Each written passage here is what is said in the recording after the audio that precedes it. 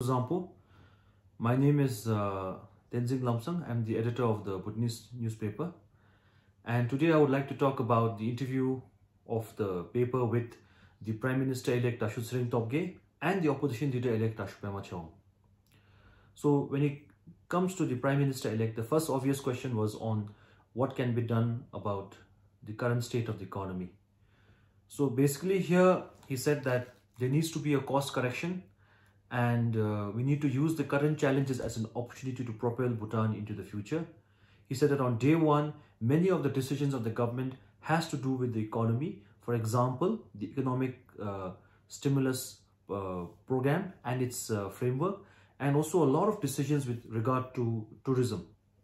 The next question was on incorporating the draft 13 5-year plan and the PDP's pledges together.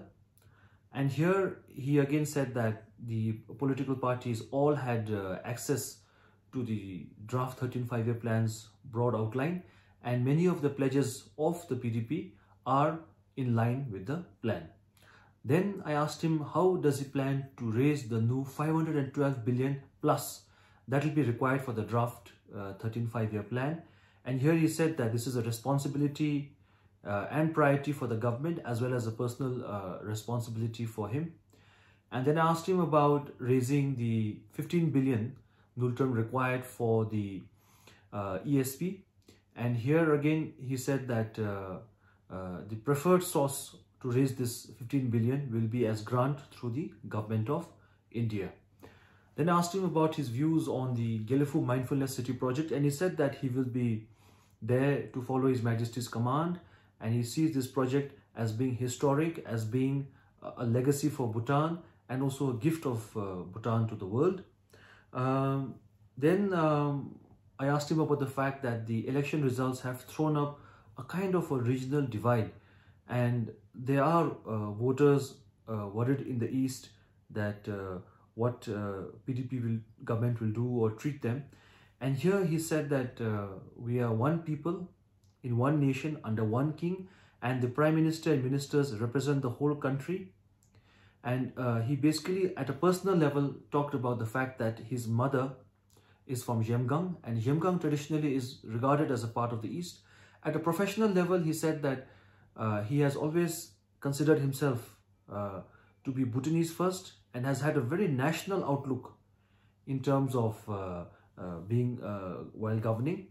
And he said that people creating doubts or fears are a few political miscreants.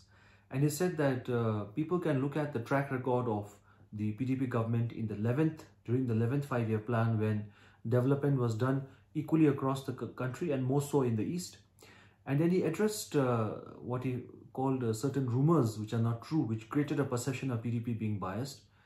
And he said that, for example, a rumor was spread that the Denchi zone construction was frozen during PDP's time, which he said is absolutely not true, because in fact the construction was improved and accelerated during PDP's time.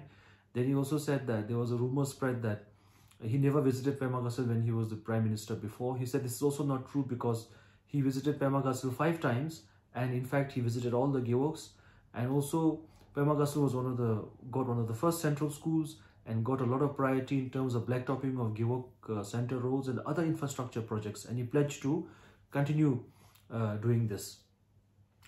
And then when asked about PDP's political plans in the East, he said as the party president of PDP, he thanked the voters of the East for giving PDP 40% of the votes, which in the general round, which he said is higher than even in the primary round.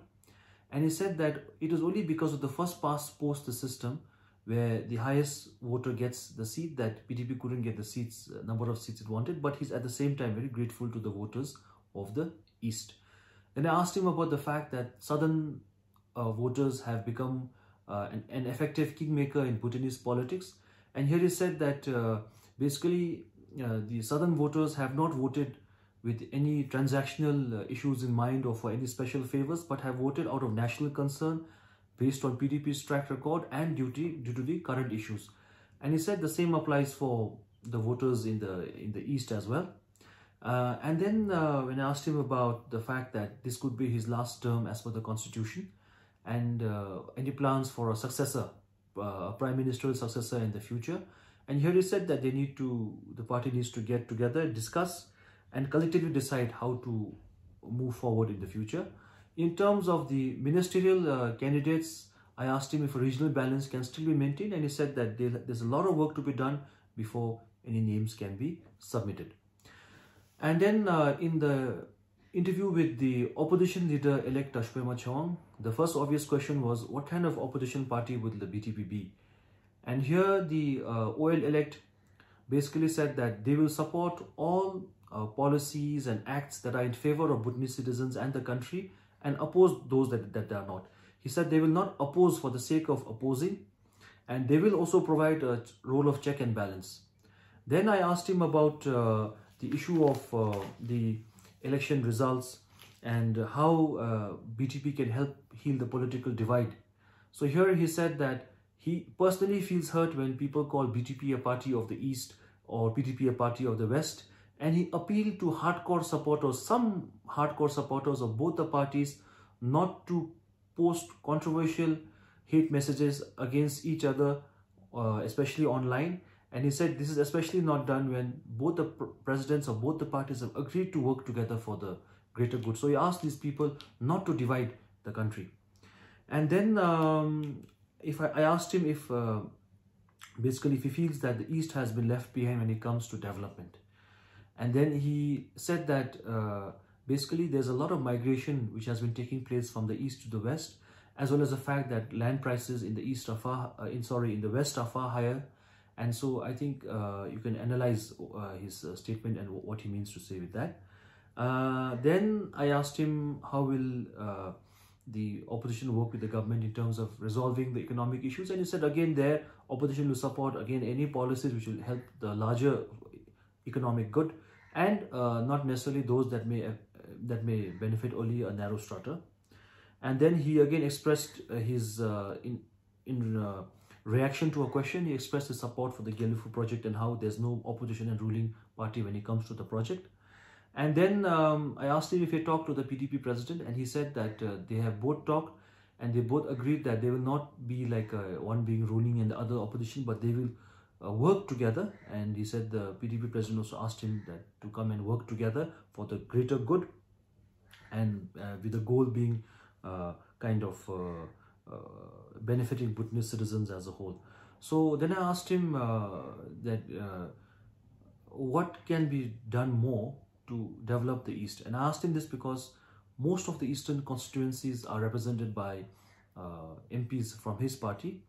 And here he referred to the National Day address of His Majesty the King, where His Majesty referred to connectivity. So here the OL-elect said that connectivity is in terms of infrastructure, roads, in terms of even mobile connectivity. And he said that both as the head of the Eastern COVID Task Force and while campaigning, there used to be mobile drop, even radio connectivity is very poor. So he feels the connectivity overall needs to be improved in the East.